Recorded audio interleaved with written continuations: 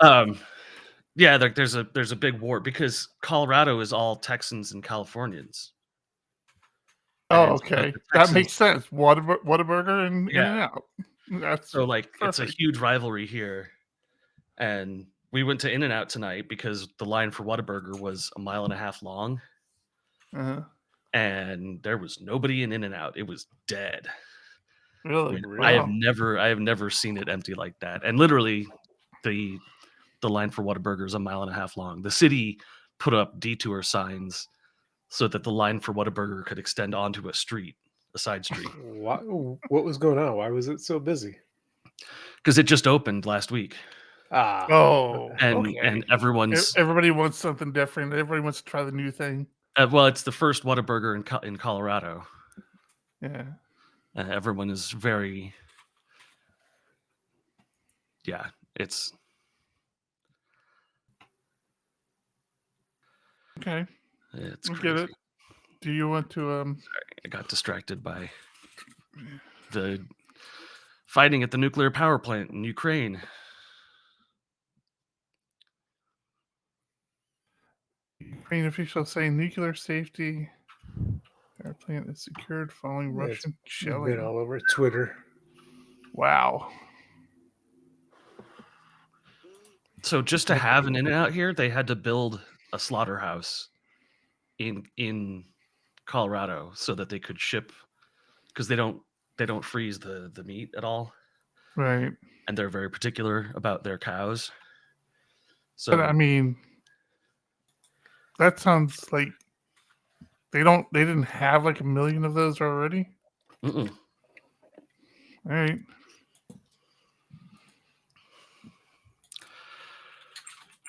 All right. Link? Sure.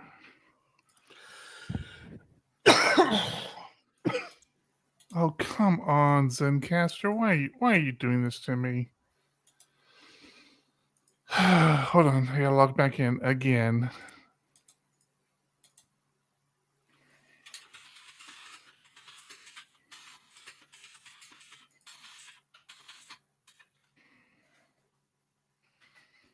Yeah.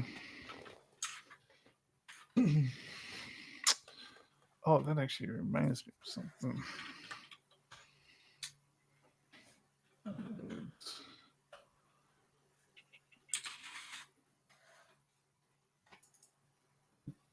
That's what I'm looking for.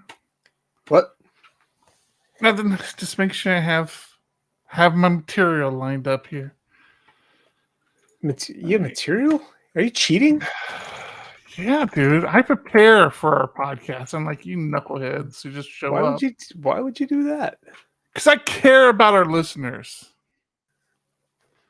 I can't say I don't care. I just don't prepare. If you don't prepare, you don't care. That's our new motto. And you've been taking poetry lessons. I love it. Are you playing music yet, Tom? We're not seeing your screen. No, not yet. Oh, okay. Well, take your time. I am. No, Joe is not prepared. Don't be silly. Where is my video window? There it is. And Zencastr goes there.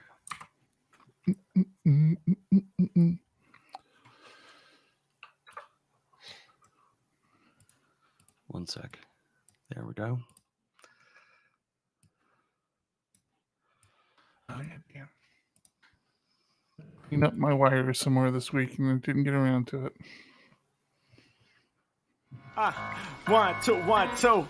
Coming off the top, y'all know how we do. Listen, I'ma drop a freestyle you can cherish. I'ma send a shout out to the host named Eric. Yo, he's never on some average shit. You know, Eric, he stays loud and passionate. I'm about to break it down for y'all with the clever song. Yo, shout the host named Thomas, cause he's never wrong. Yo, shout to John. You know that he's smart and quiet, unlike my freestyles, which cause a riot. I'm about to do it like this, cause the people love me. Shout Shouts out to PHP the Ugly. It's called ugly cause it's not professional, but I'm about to come through and bless it with style. So let's do it when I'm spitting, I perfume the room. Yo, the segment of the show is called Doom and Gloom. That came from Thomas. Yeah, can nobody go beyond this? I get the mic and then I'm about to keep it like a promise. Yeah, and y'all know we fill them up with anguish. We talking about the PHP, the programming language. About to break it down, no exaggeration. What do y'all do for a living? Web applications. Okay, I can dig it. My words spray tight. They getting together on the Thursday nights. Yeah, when it comes to rhyming, you can call me the new dude. I spew true lyrics while y'all broadcast on YouTube. So let's get it. You know my lyrics are major. All up in the comments, they got plenty of haters, but they doing what they doing. Keep it ugly. We ending every show with the saying it's lovely. Let's go. Hey, shout out to y'all. Peace to the whole squad, man. Hope your channel is doing real well on YouTube. Hope you guys are having fun. And it was an honor and blessing to do this little custom freestyle for y'all. Hope you enjoy. Stay up. Yeah. Come on. Hey.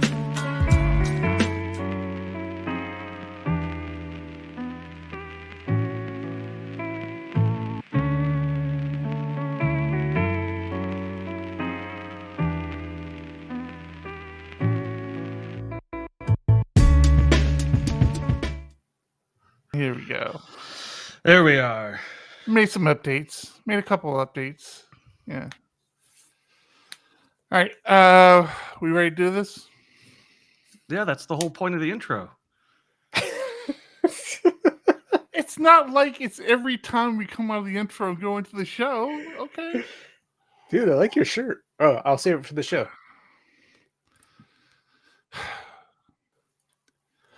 You're listening to episode 276 of the critically acclaimed PHPUgly, where we discuss in depth the most anticipated movie in years. No, not the Batman, but the Laravel Documentary. I am your host, Eric Van Johnson, and with me is John Congdon. Are you sure it's not Batman? Because I see the shirt and I'm liking it. And Tom Rideout. Yeah, I have a feeling I'm going to get a lot of flack for this episode. Why You're is just that? bracing yourself for it, huh? Yeah, I've already been asked to comment on the Laravel documentary. Oh, there are So people. is it officially out? Oh yeah, Yeah. Oh, so you didn't do your homework clearly. Okay, that's good. to I know. watched it. I watched it today. Do my homework. Yeah. I'm I not in actually the Laravel- watched it. I'm not in the Laravel ecosphere. Well, it was I posted watched in your like, business's Slack channel. again today. I'm not in the because I'm not in Slack. I honestly nodded off the first time I watched it. So, but we'll get to that. So not next Sunday, not this coming Sunday, but the following Sunday, the 13th, I have a whirlwind day planned. I'm going to see the movie The Batman because it just happened to be playing in the theater that's across the street from the venue where our buddy Harry Mack is going to be at. So I'm When going to did the go show see Harry Mack? Batman, and then I'm going to go see Harry Mack all in the same day, all in the same night. It's going to be magical. Sounds awesome. I should take a sticker with me. I wonder if I have PHPUgly stickers still. You got PHPUgly stickers, Tom or John? Yeah, I do. I'm gonna have to Got- swing down and pick some up. Got lots of them. I'll see if I have any. No, Pass them out to all the Harry Mack fans. I'll put them in my underwear and throw them on stage. Horrifying for the guy. Yeah, that's Horrifying. awful. Find out Yes. Eric is banned from LA. That's good. All right. Yes, we played Laravel Bingo this week and seen how many common Laravel people and phrases got said in the Laravel documentary. Yeah. So Now I'll go I feel bad that I don't know about it. So again. okay, it's already been asked of me to hear my hot take, and I've already said that I'm gonna get roasted for this. Come on. Didn't mind it. Okay, wait. Before you go there, let's see if we can't agree on a couple of points here. You missed what I said. Go ahead. I didn't mind it. Wasn't bad. Oh, okay. Yeah. Good. There we go. I was about to say, I think we can both agree. Now, today it was put in stark.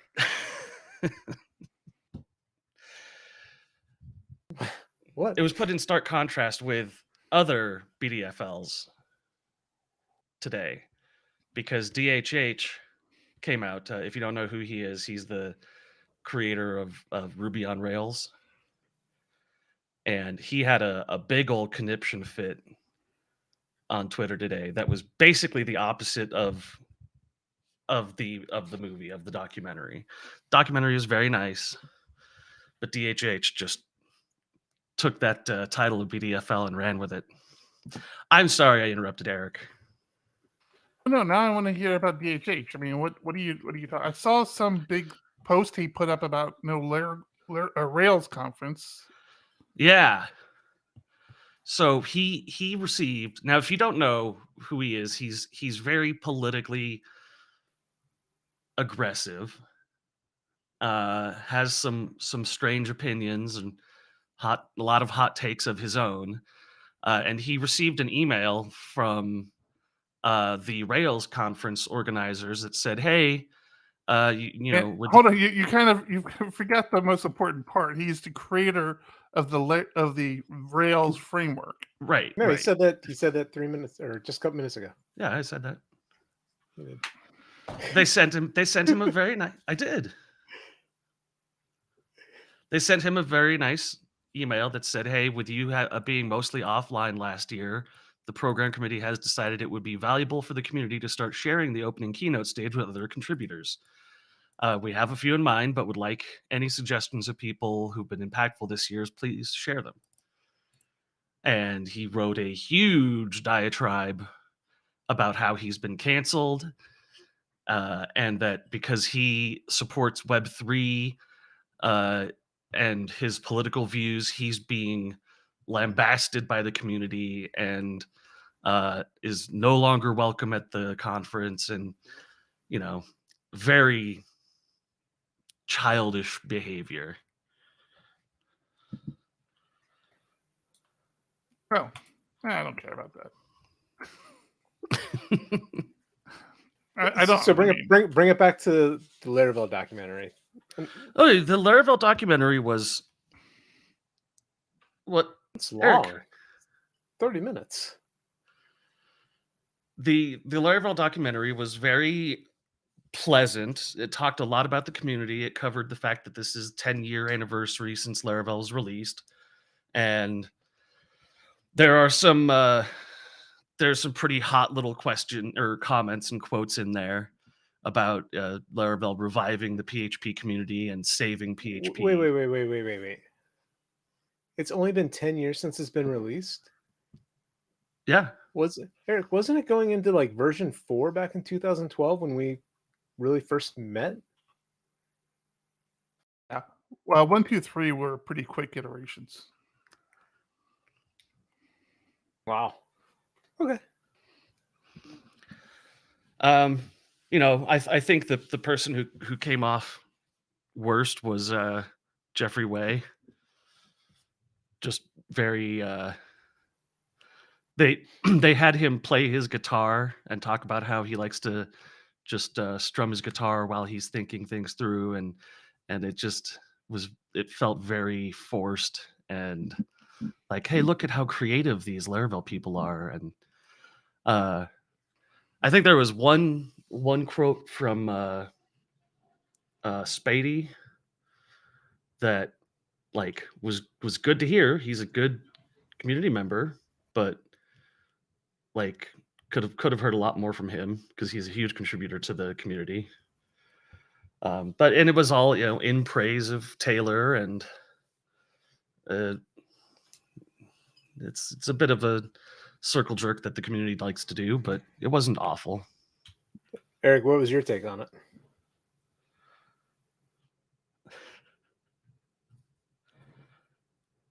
You called on me because you saw that I got all relaxed and comfortable, didn't you? No, I had questions. To move on from this because I haven't seen it and don't care about it.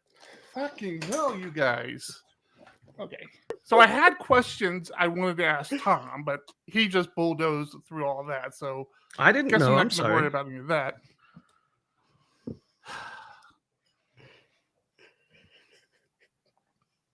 Hey, Tom, I thought we were supposed to have a new OBS layout this week. Yeah, it's been a busy week. Okay. Eric, I want to hear about the Laravel documentary so we can move on from it.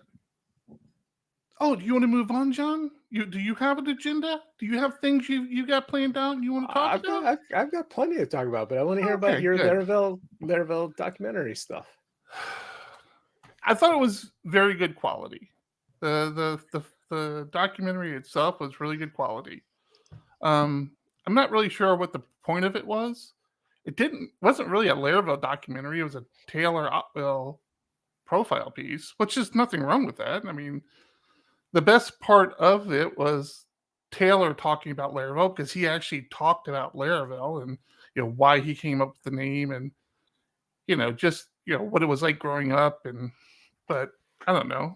I didn't walk away from it thinking, damn, I didn't know that about Laravel, or that was cool. It was just kind of like a bunch of people.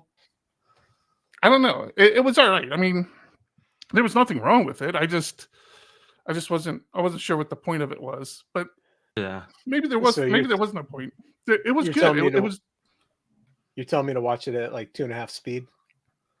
Yeah, I mean, it was done really well. It definitely wasn't some person out there with an iPhone asking questions and stitching it together. It was high quality.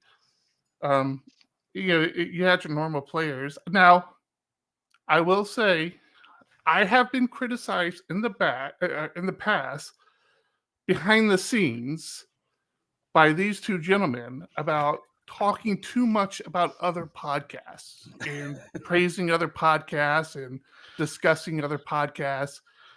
And they eventually won me over when, to be quite honest, I saw how little recognition we got on other podcasts. So I felt that they had a valid point. There was something wrong, there was something unbalanced about that, and I stopped doing it.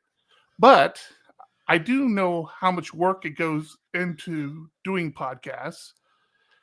And I thought it was kind of, I don't know, shorthanded, or Eric, they talked to Eric Barnes from Laravel News. And Laravel News has been an important piece of the Laravel ecosystem overhaul. And they did a lot.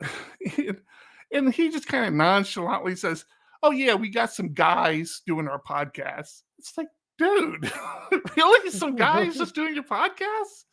It's like, would it take it that much longer to say those guys' names or something? Or don't act like it's a throwaway or something. It's like, I felt bad because Michael Dorinda, who, although talking bad about me, he's one of those people one of those guys.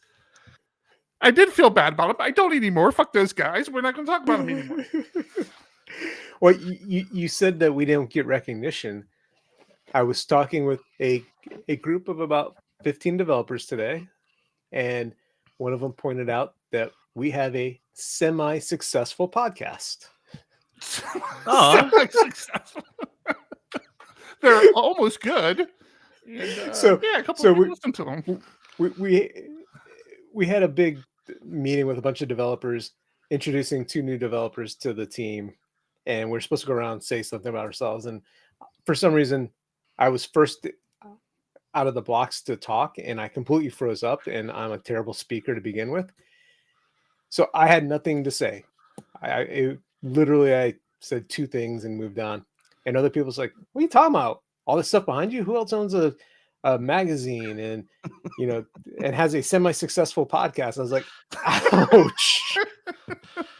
To be fair, they were talking about PHP Architect podcast. They weren't even talking about this one.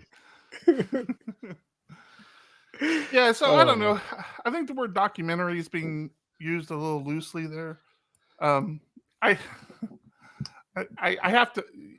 Tom, you talked about Jeffrey Way. There's something about that guy's voice, man. I tell you. Oh, like yeah, that guy. It is. He could not rob a bank. Like if that guy ever robbed a bank, they would catch him in like an hour.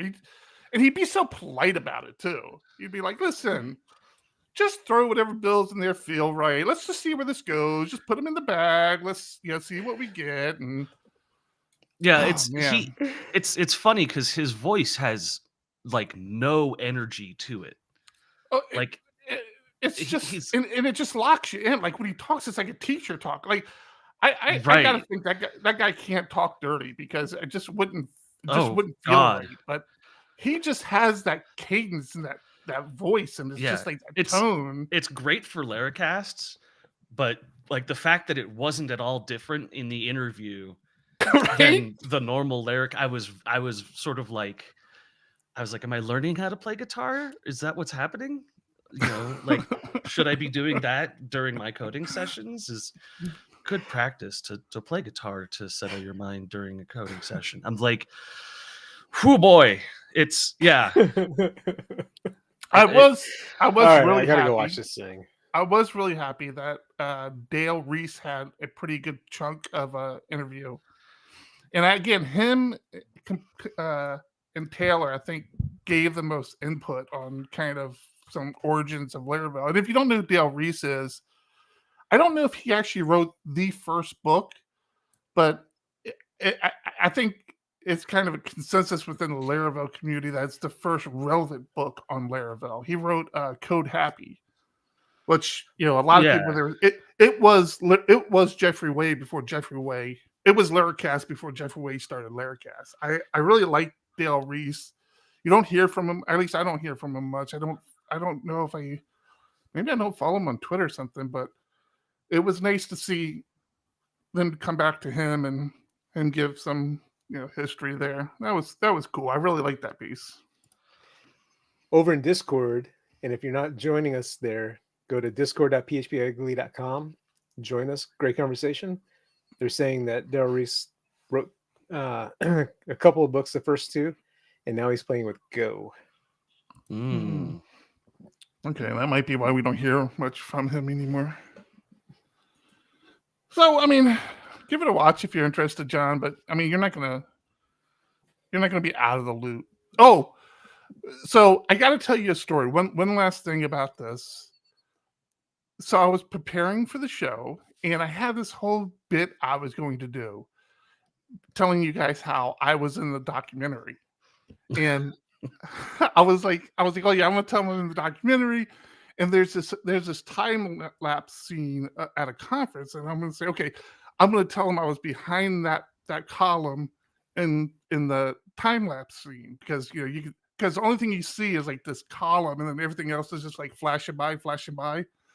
So I pause it to take a screenshot of it, and I go to take a screenshot, and I'm looking at the screenshot, I'm like, that's me.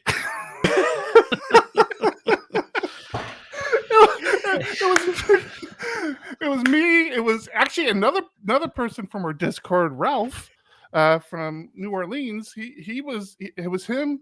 I talking to TJ Miller and Titan developer Marcus, and we're just in this clear as day.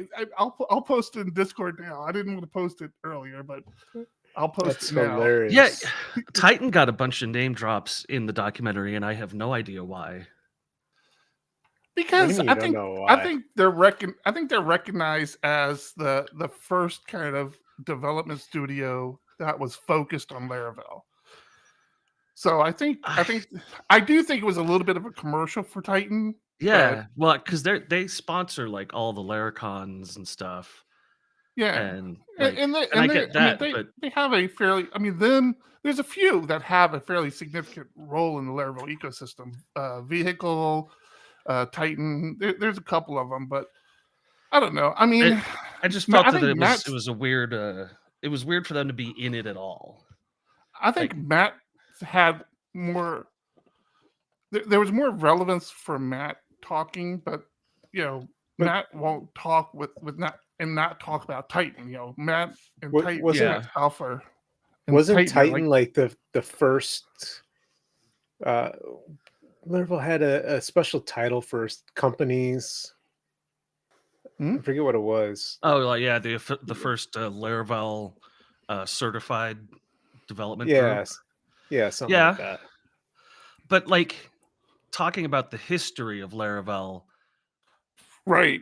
You I know. agree with you. I guess I agree with you a little bit. I mean, there was a good chunk of Titan history there.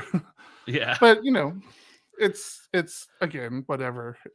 I don't, like I said, the word documentary was used very loosely here. But I thought it was cool. I mean, But don't they just I throw a do think documentary on I think anything that's I think Eric Burns did Jake Bennett and Michael Drinda dirty though. I'm gonna stand firm behind that. Next time I see the guy, I'm gonna hug him, but then I'm gonna be like, yeah, that was good. Nice to see you. well, you won't say anything. so No, I won't say a word. here's the interesting thing to me is that on below the video in the little comment section, there's a link for get your Laravel Origins swag. And Yeah, they were pushing the swag pretty hard. right. And they're like, I pulled it up and I'm like, oh my God, they have like hats and stickers and mugs and water bottles, like the laptop cases. And it's weird. It's sort of like this company was like, hey, we could just make lots of documentaries and sell swag to all of them. And like, we don't have to be objective in any way. We can just let them circle jerk all they want. And like, one of the shirts is I said I loved Laravel and all I got was this tailored t-shirt. And like, that's a weird commentary on the community. Well, I mean, his name was Taylor. It was supposed to be a pun. But yeah, I whatever. They say they're going to be creating others. According to Taylor in an interview, he said that this was supposed to be the first of a few. Not on Laravel, on tech. Yeah. Documentaries on tech. Good God, the prices though. That water bottle is $50. Oh, I didn't even look at the swag. Are you serious? They have a $50 water bottle? It's a small water bottle too. It's $45, and yeah, I guess That's 45 euros. The page defaults to the euro. Oh, yeah, good call. I didn't see And that. given the current situation, our value against euro is not looking so great right now. It's so funny. The freaking water bottle is just as expensive as the hoodie. Yeah, that's nuts. Well, yeah. Yeah. It's. I mean, whatever. They can do that sort of thing. I mean, yeah. I don't know. I don't know what the point of it. I didn't get a lot out of it. I mean, but I've been in the Laravel systems for a long time. So maybe there was just nothing new there because there was just nothing new there. But I did enjoy the pieces with Taylor, driving around Arkansas, going to his high school, talking about his first job, that sort of thing was all kind of cool. But yeah, I thought Taylor's commentary on the code base was the best commentary in the document, in the whole doc. I mean, he actually talked about what it means to him to be BDFL and why he does this, and it's a perfectly reasonable stance and perfectly reasonable statements. mm-hmm. It wasn't as like Laravel, or Taylor is the super genius and should be running everything as it could have been. But still, a lot of people talking about their boss basically on camera. That's true. Yeah, there was a lot of that. It was sort of like, well, what are they gonna say? There's not. It's yeah. Documentary is a sort of a nice way of putting it. It's more of a fluff piece. Yeah. Yes, but I'm interested to see what else they do. It'll be cool if they do keep down this path. It'd be cool to see what else other tech documentaries they do. Maybe they'll do a podcast one. You don't know. You don't know they won't. So, just saying. Who do you think paid for it to be done? According to Taylor, it wasn't him. It wasn't Laravel. They came to him and said, we want to do this. We're going to start making these documentaries. So Yeah, I don't think anybody paid for it. I think the company who produced it paid for it. Yeah, this company OfferZen appears to be trying to build a brand around tech interviews and tech documentaries to sell swag and possibly Patreon stuff. They don't have a link to a Patreon. Yeah. So yeah. So yeah, I think it was cool. I mean, it's a cool thing to have under your belt for Taylor, but it doesn't bring a lot to the table. Apparently, OfferZen is a dev employment portal. Okay, that is nothing like what you just said it was. That is the exact opposite of what I said. So I think this might just be a brand awareness thing for them. Perhaps. Yeah. Interesting. Right, we can move on. So watch it if you want. John, it's not a big deal. If you don't, it's nothing there. Yeah, we don't know the answer to that. Laravel comes. The name Laravel comes from him playing a board game or something where he had to rhyme with caravel. He didn't have to rhyme. He was trying to come up with names. Yes, he was trying to rhyme with caravel. So that is the big thing I learned from that 30 minutes. You could get all sorts of names if you just play Wordle. God, constantly trying to make words spin into that thing. Yeah. Do you want to talk about the person quitting developing for Laravel and getting railroaded on Reddit?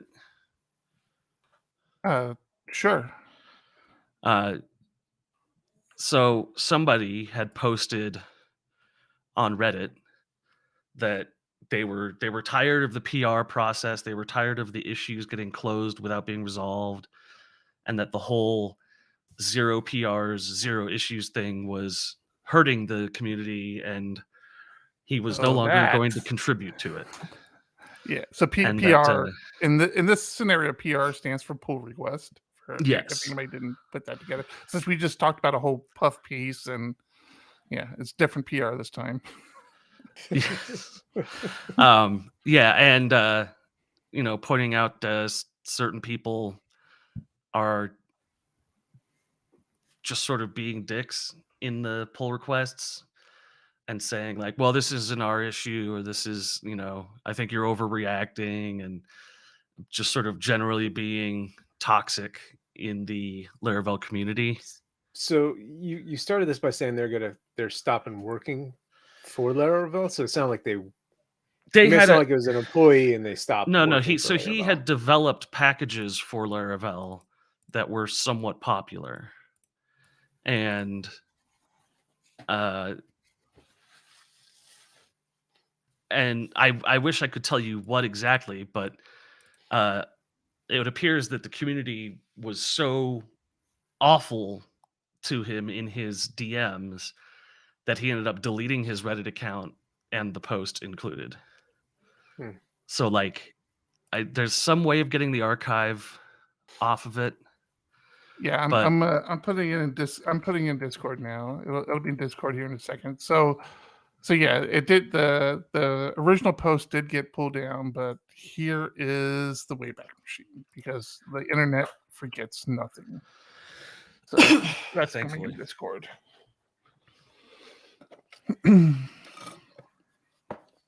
But this has been a common complaint, not just from this person.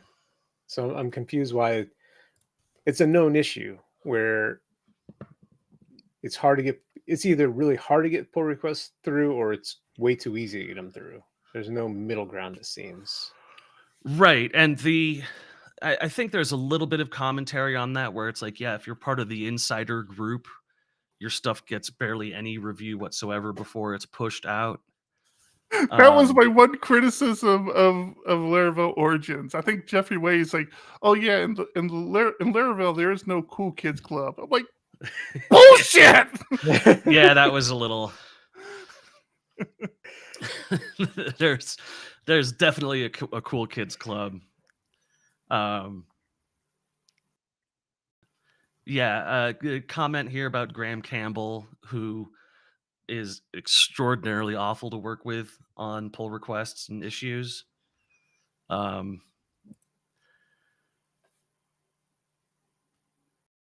And he links to the issue with doing an update on a date time column, getting the column changed to a timestamp column unintentionally, and that pull request went very poorly. It got closed without discussion and then reopened. It wasn't a pull request. It was an issue that was Or an open. issue. Nobody, Yeah. I don't think anybody created a pull request, but yeah, they closed the issue without really even discussing it. Well, they closed the issue initially with the boilerplate. It looks like you're asking a question that can be answered in the forums or in the Discord. It's just like, I've gotten that too, and it is the worst boilerplate to receive when you have an issue with the framework. And the guy wrote a full test suite to reproduce the issue in his comment. Mm-hmm. And then just the first comment is hey, you're doing it wrong, and close the ticket. And it was like you just didn't read it, did you? You just this is everything gets this immediate response. And eventually Taylor did come in and say hey, this is an issue. It looks like it's a problem with debal. We have to fix the issue with debal, but it's not with the framework. But it was the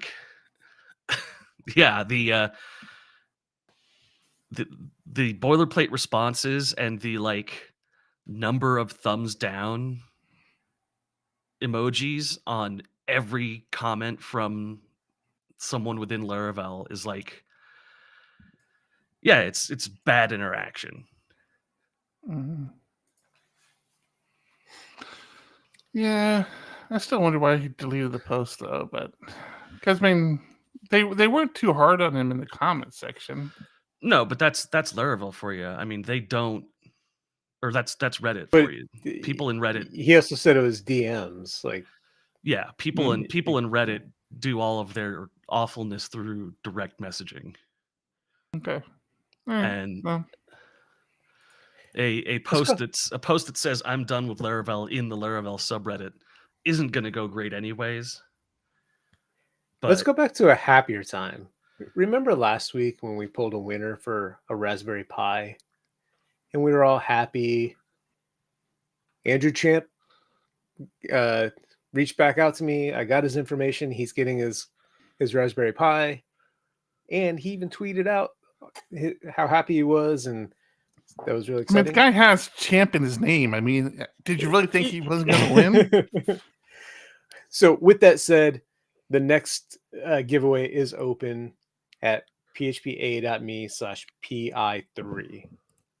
3 for March. We will do the drawing again 2 weeks from today, live on this show. So please go enter. Let us know if you run into any issues. Oh, I should move that tag over. This has been fun, giving away stuff. I like that. We should do this more often. Although it probably won't be a Raspberry Pi, so. And next it will be a new car! No, it'll be a slightly damaged paragliding helmet. Oh, should I put this thing on? A small crack in it. Yeah, only a little bit of blood on the inside. Yeah, my paragliding helmet got stickered up. Makes it much easier to identify the body on the front. See, just for you, Tom, on the front. You posted on Facebook that you were doing some lessons. That sticker that kills you, it comes off and gets in your eye or something. What are the chances? Yeah, you posted on Facebook that you were doing some of your lessons where like you just get the gear on and you learn how to do the directional stuff, and like you're not really leaving the ground at all. And you Hey, came I'm leaving the ground by a couple of feet. yeah, so you came away from that horrendously bruised.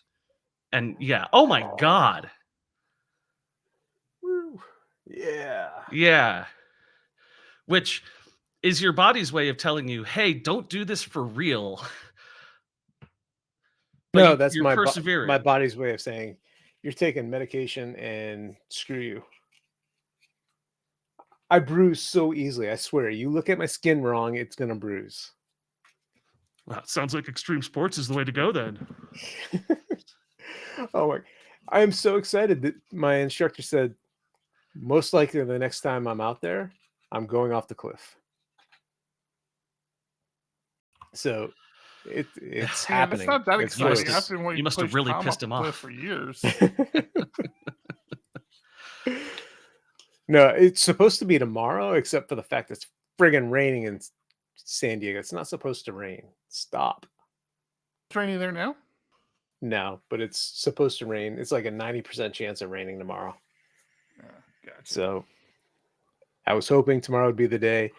I have lessons scheduled for Sunday, and then I find out my son's t-ball team's pictures are Sunday, and because I'm an assistant coach for his team, I'm supposed to have pictures taken, so I'm probably gonna have to cancel those lessons. So it's looking like it's another week out. Have they even played a game yet? No, so the opening day is supposed to be Saturday, but again, it's raining, so that's probably gonna be canceled. No, okay. So his first game, lost my invite or somewhere. his first game is a week from Saturday. Week from Saturday. Gotcha. Yeah. Well, I mean, he'll be playing before the big boys because who knows when they're going to play. No baseball in March for only the second, third time in recent history. God damn it! Why? What happened? It's labor Pay disputes. I mean, the MLB is raking in about $11 billion a year, but the average salary of the ball player has gone down over the last 3 or 4 years. They have the lowest minimum wage of all the professional sports. Now, keep in mind, their minimum wage is over $500,000, but they have the lowest Not for minimum. AAAs, though. Well, it's not AAA. This is Major League Baseball. This is the pros. So their lowest minimum wage is the lowest of all the professional sports. So they're complaining about that. It's just rich people mad at richer people for not giving them more to be richer. It's whatever. Well, didn't it come down to like one guy who's holding up the whole thing?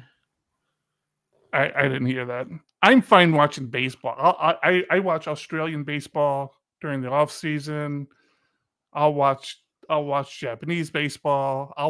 I'm right down the street from a minor league stadium. I'll go there because the minor leagues, they're typically not impacted by this. So yeah, I'm gonna be fine. I'll watch T-ball if I ever get invited. Don't know. Minor league is a lot more fun for You want an invite in to my my opinion. kid's T-ball game? Eric, will you come watch my kid play T-ball? Because it sounds like so much fun.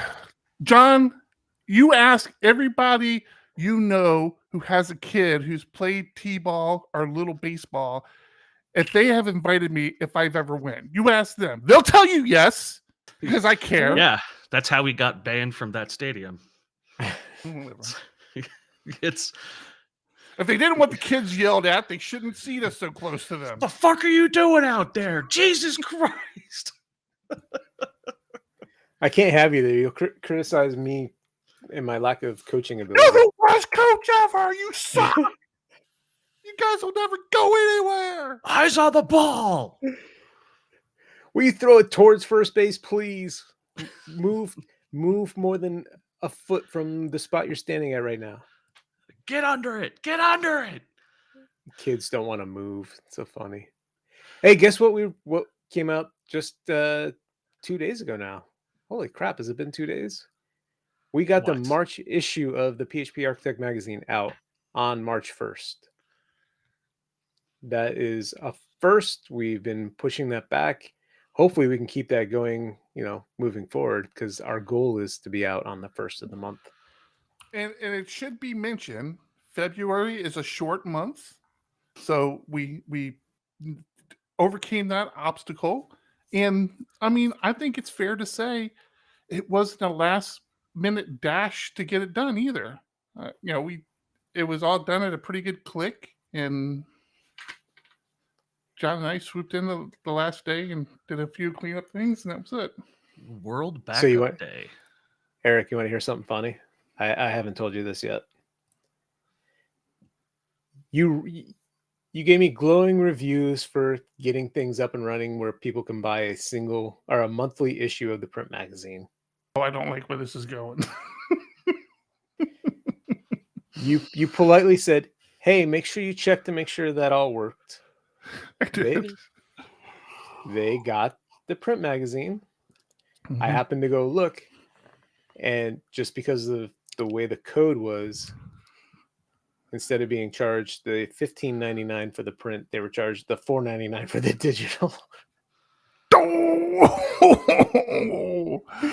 Oh, Ah, bonus at least for them. No, I mean, it no, kind after of a kind no, of I worked. went- adventure. I fixed it. I went back and I refunded the $5 and charged the 15. Oh, that was nice of you. Not the hey, thanks for helping me debug this. You can have this one, but No, you have your approach. That's fine. I see. If- That's better than if I it was thought- if what I it was thought more you were than coming. if it was more than a day since I found it, like if I charged that and then it's been a week and then I was gonna change it, it would have been Mhm. different. But it was like literally the next day. So So you Nope. didn't check it after you ran it like I asked. Good to know. Wow, Argus gets a full page. nope. Yes, Argus gets a full page. Argus has got a huge PR that's going to get pushed here this weekend. Speaking of sponsors, we'd like to thank today's sponsor. We'd like to thank our sponsor for this episode, HookRelay.dev. HookRelay.dev allows you to create powerful webhooks without having to create all the groundwork yourself. Sure, the basics of sending webhooks are easy, but to add more powerful features takes time and effort. That's where HookRelay.dev saves the day. Have you ever tried sending data to third parties that have strict API limits? Do you handle those failures caused by those limits properly using traditional back-off algorithms? Stop worrying about third parties with flaky servers and let HookRelay.dev continue trying to reach them for you. Resending failed webhooks or just resending for testing is as simple as clicking a button. You can also be the recipient of webhooks. That's right, HookRelay.dev handles both inbound and outbound webhooks. HookRelay.dev can catch the request and then send them to your servers. And best of all, reporting. Writing code to track success failures, create reports, and more is already done with HookRelay.dev. Try HookRelay.dev's free tier today. Get 3 endpoints, 14-day retention, and 100 deliveries per day. Thank you, HookRelay, for sponsoring today's episode.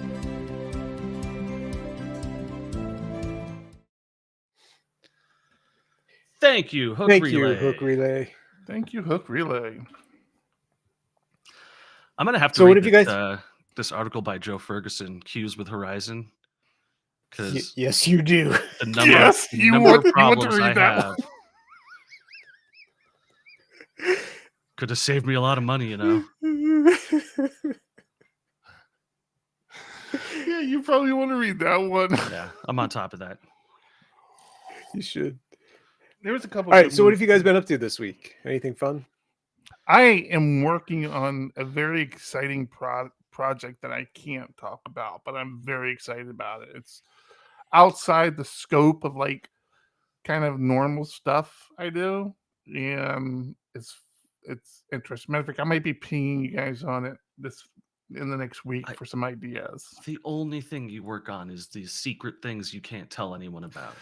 This like one is secret. every This week. one is secret by the client, so I don't have a choice. I spill the beans all the time. I always want to talk about stuff too fast, and then people's like, no, don't talk about it. It's too soon. Don't do it. This one I don't have a choice. It's a secret project per the client, so I feel perfectly fine not talking about it. But As long as, but I'm as long as excited the because client it's- is not the it's- government of Russia. it's having me stretch kind of my comfort zone a little bit, and try a few different things out that I just never thought I'd work on, but I'm working on it. And if I get to a point where I can talk about it, I'll talk about it. But it's fun. But so don't ask me what I've been doing for the next couple of weeks, because I hope to be doing this. So I would clarify with the client that if we don't talk about said client, if it's okay to talk about what you are working on. Because I'm sure I can abstract it out to, I'm sure I can abstract it out, but I'm not there yet. Missile guidance systems. Let's just leave it at that. no, let's not, because it's not that. What? Okay. Fine. But you guys, how's your week? Oh, it's been busy. I read a tweet about making startups successful, and it said that if there's no owner of an area of code or knowledge, then it's never going to be 100% complete or like fulfilled. And I took that to heart and like took ownership of one of these areas of code, and it has been dominating my time ridiculously.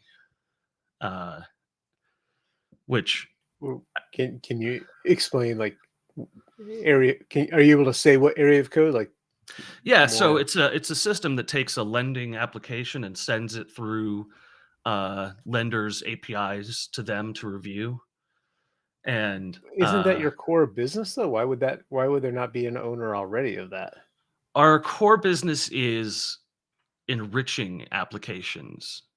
So getting data and then building scores around the data and choosing which lender or funder wants to take that. And the majority of our funders, we still contact via email. Only a few of these funders have their own API. So it is a core part of our system, and it's just sort of buggy. And it got to a state where it worked well enough that the developers could focus on other stuff, and we just sort of did. But the bugginess is driving people a little bit crazy, and it's not necessarily buggy on our end. It's not necessarily our fault, because most of these APIs that have been developed by funders have been developed by like the owner's cousin's son who is interested in programming, and they're not like hosted on AWS or anything like that. They're hosted on like some college dorm server that goes down every 30 minutes or something. So like there's a lot of instability in them that we don't necessarily handle correctly, and we need to. So I've been focusing on that, bugs, and unfortunately in our system, bug tickets don't have story points, so I'm just sort of not getting story points out the door. See, and I still think that's a mistake, because it's still. I agree. I know Eric's going to hate this, but let's go down project management road a little bit. We're diving more into that realm.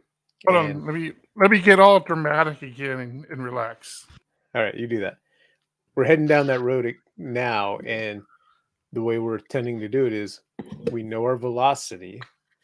We're backing that off a little bit when we plan a sprint. So if the velocity is 40 points, we're planning 35 or whatever it is. And then once you get done with that, or if critical support tickets come in, that counts towards your velocity and how much work you can get done. And it's still important. I mean, that work has to be done. It's going to take time in a sprint. So you need to account for some of that. That's part of the reason why, if your velocity is 40 and you're planning 35, you're planning for roughly 5 points of possible support work. And if there aren't those critical bugs that come in, you finish your 35 and you keep tackling other things off your backlog. So I think it's important to put points onto your bug tickets. Yeah, I don't disagree. We're just not doing it. Well, you can point them to this show, to this moment in the show, and say, "Go listen to that," because that guy there, he makes sense. He makes sense. Plus, he's into extreme sports. Yeah. I don't know what that means, but I've been doing a lot of pair programming recently too. I'm moving on. Eric's sick of this, so I'm gonna move on to that. What am I missing? What I is started putting anybody who talks about project management in Discord on timeout. oh jeez. And Michael Dorinda's yelling at me.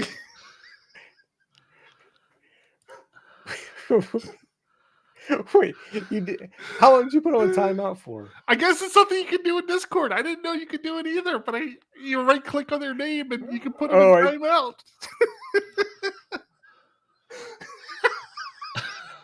He's got 10 seconds. Oh, he's off timeout now. Yeah, I put it. The lowest amount you could put him on was like 60 seconds. So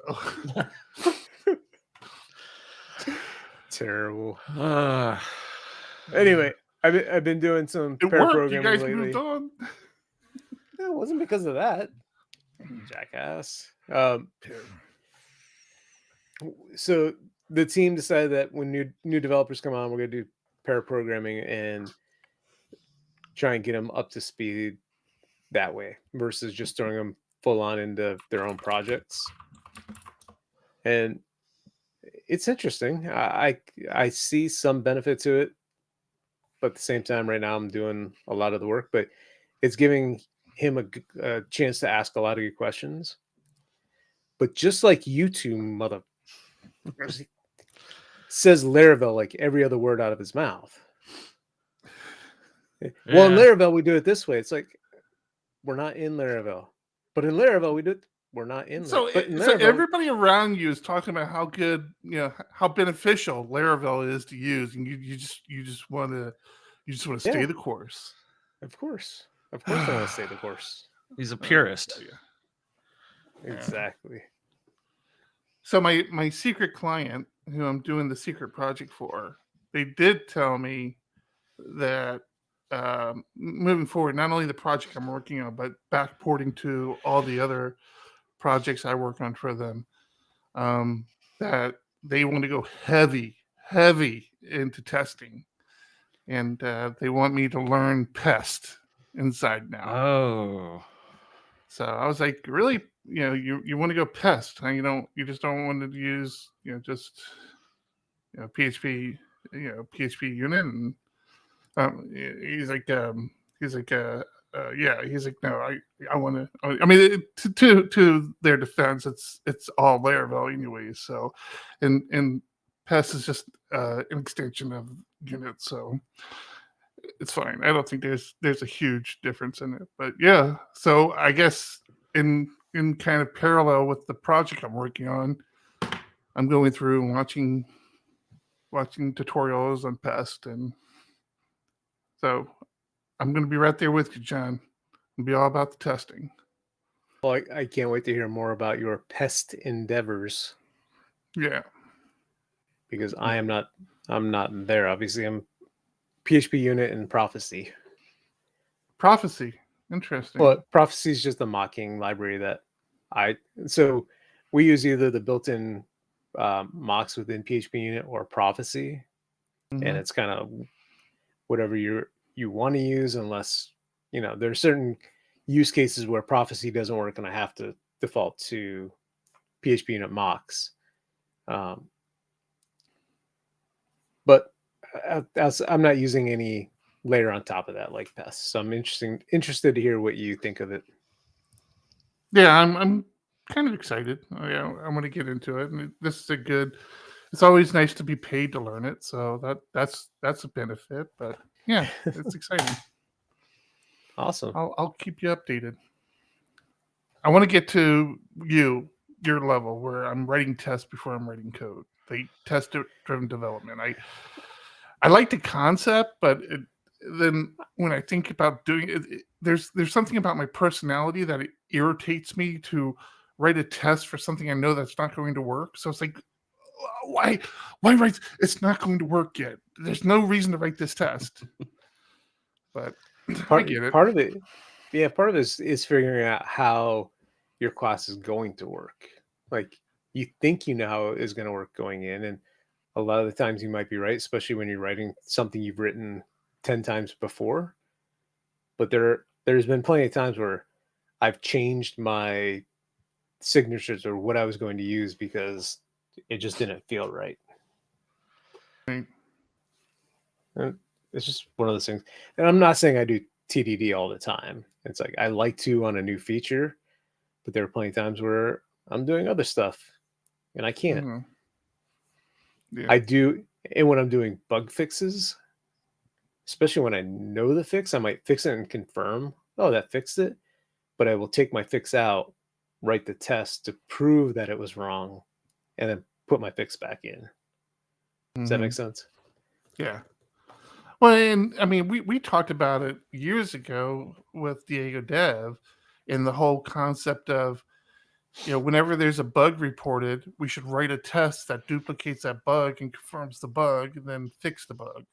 Mm-hmm. And I mean, again, conceptually that makes all the sense in the world. That bug's never going to show itself again, but in practice, it's a little more challenging to do. Yeah.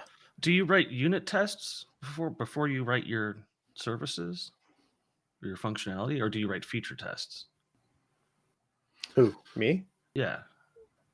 I don't do really feature tests. See, I do feature tests before I write code because I know what I want the output to look like. But I don't necessarily want to do unit tests because I don't know how the service is going to be structured. Makes But sense. I suppose I could. So it goes hand in hand. You can write your feature tests because especially when you know exactly what your input and outputs are going to be. Right. And then your unit test could help you, could help dictate the way it's going to grow or what other classes you're going to need. So if you're writing just a service, that's one thing. But if you're writing a full feature, you may have way more classes than the one you're testing, right? Mm-hmm. That may not already exist. So it's like also helping you figure out, oh, I'm also going to need this identity. I'm also going to need this repository that you don't have yet. So you get into your service and you're asking for some data. Okay, well, you got to mock that out, make it work. Now go build that, make that work. Yeah. Fun stuff. It is. I really do I like testing now that I do it a lot more. In my previous company, we just didn't do tests. And I sort of had no idea how to even do it. But now imagine if they started testing now. All that code. Oof. I mean, I don't think you could. It's just, I don't even know where you would start. You'd just start with tests for all your bug fixes and then any new features and then try to roll it back a little bit. That's where everyone should start. Start just with your bug fixes. You can't go all in. You're not, even the code base I work on, we're only at like 15 or 16% code coverage on all of our unit tests. And I've been writing tests for a long time, but it's a legacy code base that's huge. So start with your bug fixes. Like Eric said, going with replicating the behavior, proving you fixed it is huge. Writing tests for new code, and then slowly work in old code. Or strangle out the old code if that's the goal. I'm involved in a conversation at work about how long your test suite should take to run. And our current test suite on my system is like 13 minutes or 12, just about 12 minutes actually. And I think that's on your local machine? Yeah. Mine's about that same amount of time, but in our CI pipeline, which is on what I assume is better hardware. Well, so this includes feature tests. So we have like a that does too. fully populated database that we run against. It should run until it finishes. Yes. So I'm in the same place. So we use Codeception for feature testing. QA manages that and has been adding more and more of those tests. But we also have a ton of a bunch of unit tests that also use a database for access. So that kind of slows those down. But it still takes time. I've never or very rarely run the entire test suite locally. I have to. We make changes that impact so many areas. You know, as a startup, everything we do is touching everything. Yeah, but if you're testing the code you're working on, let CI handle that. Why wait for it to run on your machine? Oh, I do. Yeah, I don't run the full test suite until like I've released it to or I'm about to release it to the CI pipeline.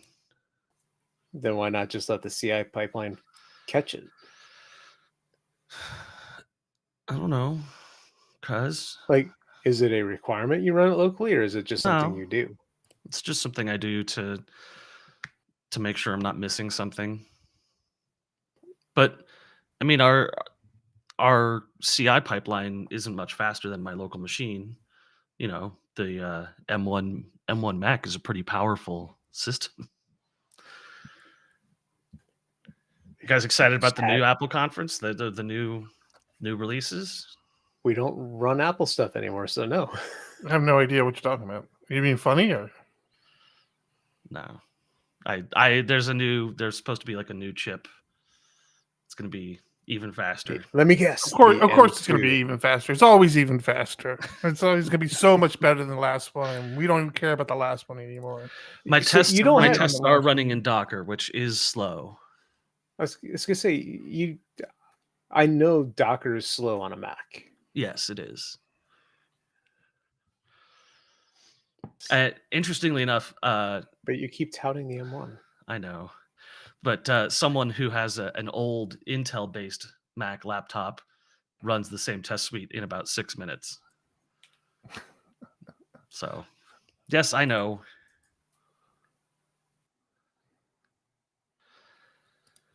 All right. Time to switch to Linux.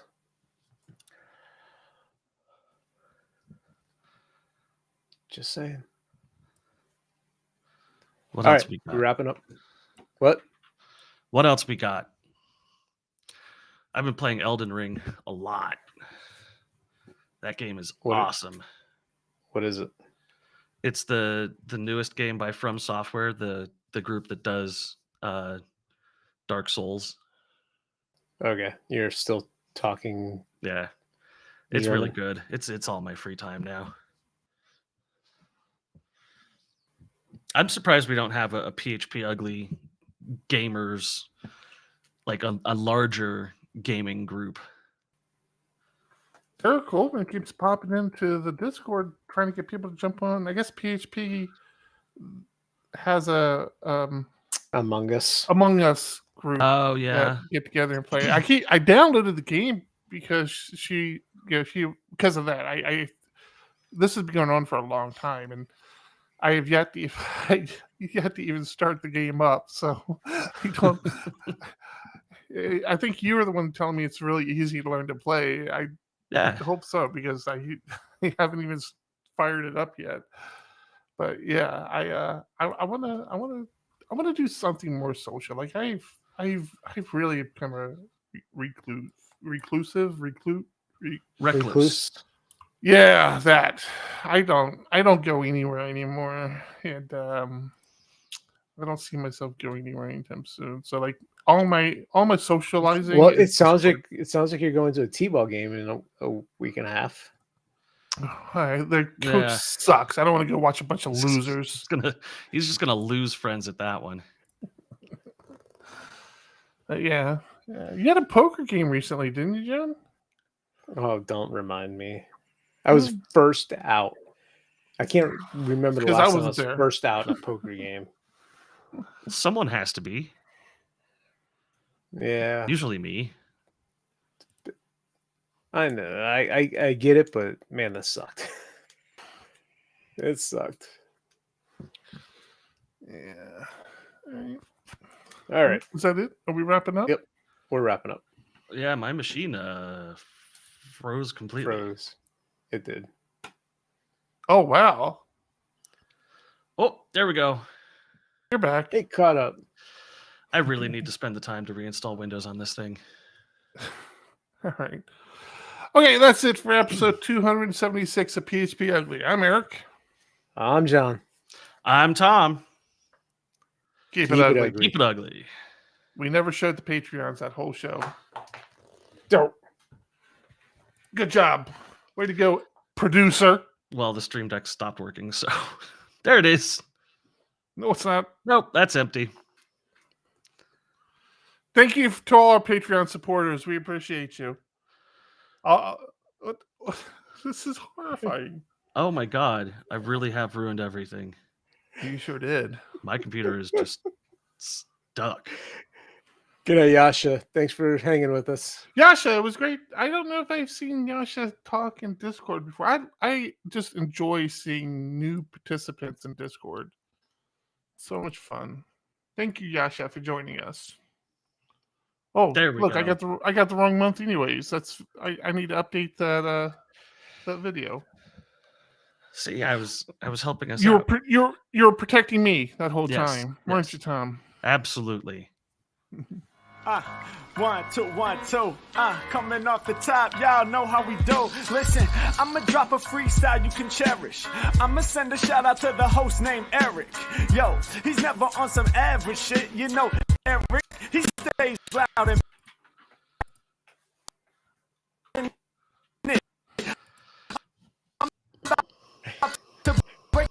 Everything's What's fine. happening? Everything's fine.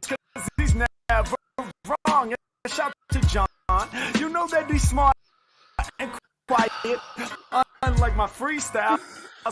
Well, this man's trying to sell tickets to his show. You're ruining his image. The ugly. Unbelievable. Just stop it.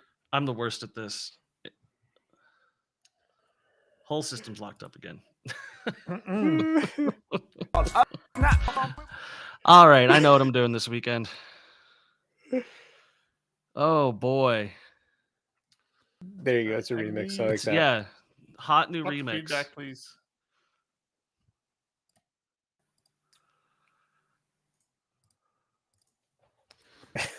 Thanks, Stu. That's us putting the ugg in ugly. Yeah, and I've got to like redo my wire now. My dog has been chewing on the Ethernet cable. And so like I'm not getting gigabit, I'm getting 10 megabit. Oh, Bruised ringing the arms and bell. egos. Semi-successful. I kind of like that I one. kind of like that too. Yeah. We are semi-successful. Joe. Or PHP Ugly is semi-successful.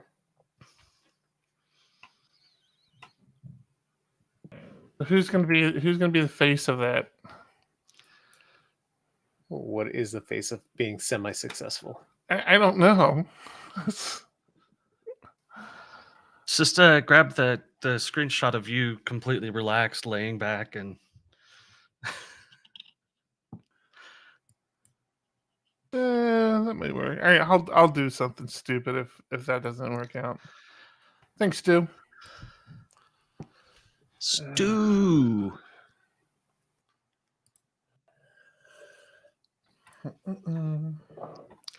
We didn't have anybody like on YouTube chiming in like we have in the past. Yeah, where are your kids? I don't know. One has I don't know, robot battles or something, bot battles that they watch Thursday Battle night. bots? You know. Wow. All the conversation was within Discord tonight. That's awesome. Well, that's what you guys want, right? Yeah. Yeah. That's what I'm saying. I'm happy about that. Yeah, battle bots, Tom. Yeah. Yeah, we didn't plug the Discord either. I did. Yeah, Do John you did. not listen? No, not usually. So I didn't talk about it, but if you check out that, I'll put it in Discord for people who are hanging out. Ramsey had a good tweet about the no coalescent operator. I'm like, wow. Mhm. I'm like looking at that, like, well, I mean, why didn't that work? Like, I don't understand what you're saying. It didn't work. That makes perfect sense. And then I understood why it was actually giving the opposite effect. I'm like, oh shit, yeah, that's not Yeah. good. But I don't get it. You would type in the wrong name. Like you might do options one time and my options another time. Oh, sure. And you always get null, and you're like, why is this not working? And you're just constantly overlooking that piece because of the null coalescence. Where if you didn't do that and you had error reporting turned on, you would see bar doesn't exist, and then maybe you would find it quicker. Yeah, I've had a couple issues with similar to that. I have a lot of like null coalescing stuff in my system. I do too. I use it a lot. I like it, but yeah. I like it too. But something like that begs for like a value object. Like you pass your array in and that value object validates what you want or what you're supposed to have. Yeah.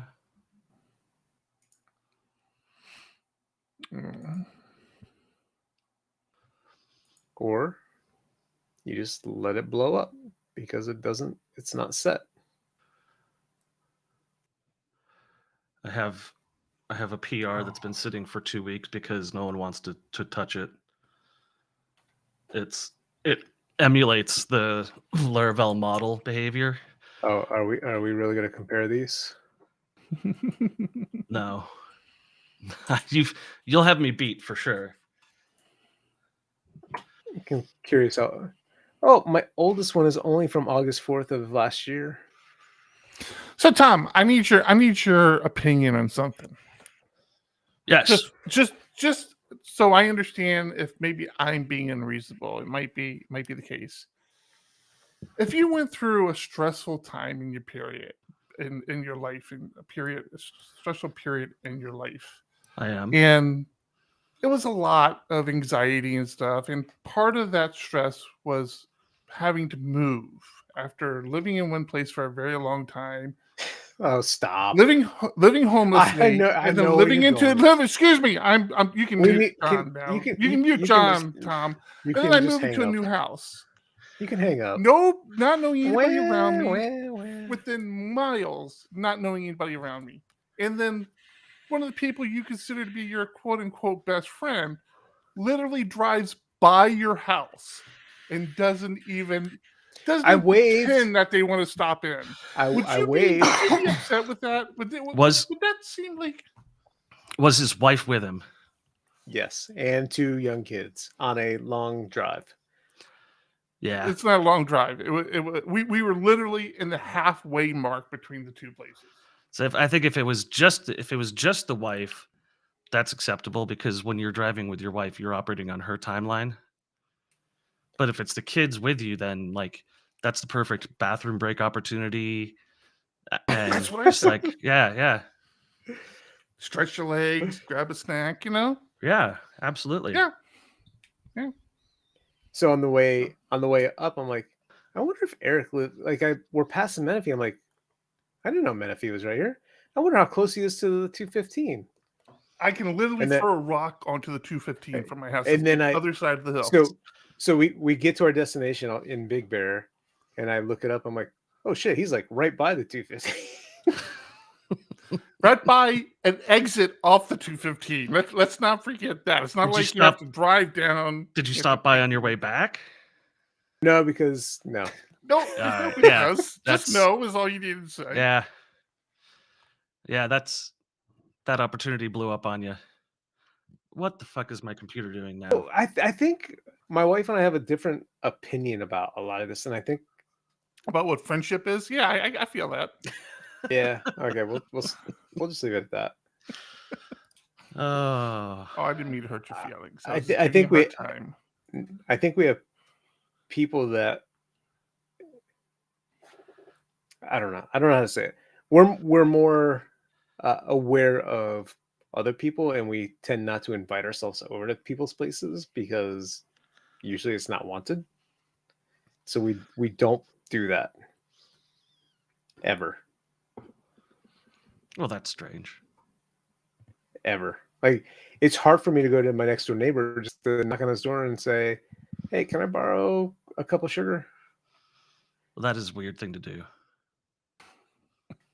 Well, I don't know why that actually I don't know ask why him for that sugar. got standardized as normal, but that's not normal.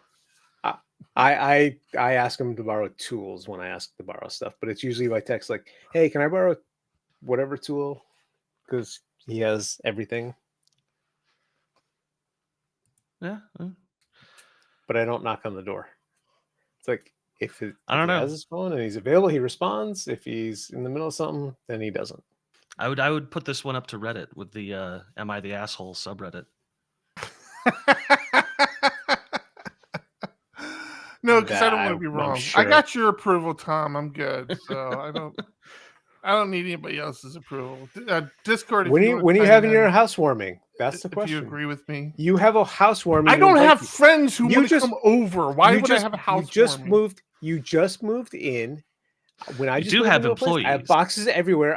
I don't want people coming to my house until I'm ready for them, and then I invite them to a housewarming. That's how it works. You got your invite to my housewarming, right?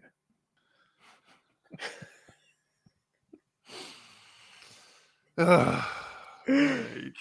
Yeah. It's So you're in, you're settled. Is that what you're saying? And you want me to invite myself to your house? No, we don't have all our boxes unpacked, but we don't care about that. But yeah, we got all our furniture finally. So yes, your giant, oversized couches. oh, we got a an ottoman that goes with it now. So it's just this massive couch. It's just it's like huge. Waiting for one of Vladimir Thank you, Putin's Joe. tables to come in Joe, for you a would coffee have table. stopped by. I know you would have stopped by. Sorry, Tom. I talked over you. What's that? Waiting for one of Vladimir Putin's tables to come available for your coffee table. Dude, you say that. You should see our dining room table. It can seat 10. Well, you got a big growing family. That's back when we thought we had friends that would just stop by. You know, we wanted to make sure we had seats for everybody. But I did see that your cat tried to kill you by pushing you into the pool. no, he's That was funny. yeah, he's got issues. We've got issues with him. I made the mistake. It's all on me. So when we were at the old house, we had a routine. Like I said, Sure. we were keeping them as house cats. But in the morning, I would walk out the front door and I'd sit on this rocking chair, and he would come out and lay between my feet, and he would wander around like 5 feet from me. Are you 80? I know, but it was our routine. And it was after my dog passed. So it was like a thing, you know. I just whatever. Sure. So we did it, and he was really good. I mean, he stayed close. He always stayed under my feet. So when we stayed, you know, in the shelter under the bridge, he couldn't go out. So when we got in the new house, we started establishing a new routine where, again, I'd go out in the backyard, and our yard's a decent size, but there was like grass, which we didn't have at the old house, and there were like these plants, and birds would start swooping down, and we have rabbits in our backyard, and so now he's got like sensory overload, and he starts wandering off, and we have like this big hill that with my bad knee I can't get up, and he's starting to wander up those, and so it's like shit. So I'm making it sound like so much more than it is, but in the primary bedroom, we have a balcony over top of a covered patio. And so we've been letting him out on that because it's so high up, he can't get down. So he just runs around this covered patio for like an hour. He lays down in the sun, and he's gotten really accustomed to it. Well, he's getting braver and braver. And of course, I'm standing down there, and he's like, yeah, no, I can make this. So now he'll jump without me. Like if I'm not there, we have a cabinet down there that has like towels in it for guests who want to swim, and he'll jump that. He'll jump into that, and he's just like he's getting fearless about getting off that awning. So I need to. At the old house, I built a catio, which was a enclosure that all the cats got used to being able to go outside. So I need to do that here. I just haven't had time to get around to it. So, yeah, I don't know, man. I'm so conflicted on it because I feel like, they're animals. They should be able to go outside if they want to go outside because, we all want to be outside. But at the same time, it's like, I can't. Too many freaking predators around. It's so hard. So, yeah, we don't let our cats outside. Yeah, I need to. I never have. You've never let your cats outside either? They've always been indoor cats. I don't have any cats anymore, but they've always been. All the ones I've had so much with that. My daughter thinks it's some form of animal abuse that they never go outside, and I'm like, look at them now. They sleep 20 hours a day. Yeah. Well, yeah. So I'm thinking about doing something to the awning, the awning in the backyard, so that the cat can't get to the edge. So like putting up like a little, like one of those garden fences or something. But it needs to look good, because I want it to look good. But I do need to get the catio built because like the two older cats are much better. Like they'll go out on the awning and they won't try to jump down and go anywhere. But he's a maniac. The bug, the kitten, and not so much a kitten anymore, but he's an absolute maniac. He's so funny. Such a funny cat. All right, I'm gonna run. Thank you everybody for watching. Thanks everybody for hanging out. And thank you. Have a good evening.